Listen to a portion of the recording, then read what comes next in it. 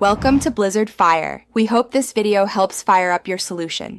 In this video, I will explain how to unlock a Toyota 4Runner. First, try your key fob. It's the quickest way to unlock your vehicle remotely. If the fob doesn't work, use the physical key. Insert it into the driver's side door lock and turn.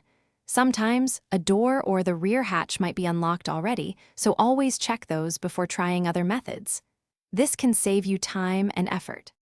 If basic methods fail, consider alternative tools. A slim gem or a wedge can sometimes manipulate the door's locking mechanism, but this requires care to avoid damage.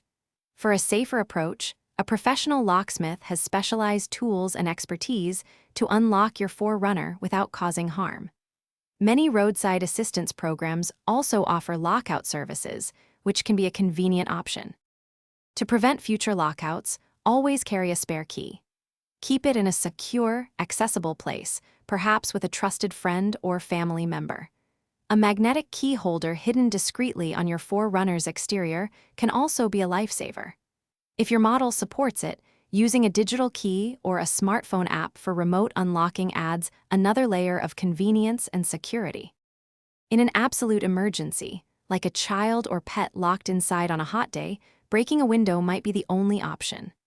Aim for a smaller, less expensive window, like a rear side window, and prioritize safety above all else. Remember, the cost of repairs will be significant.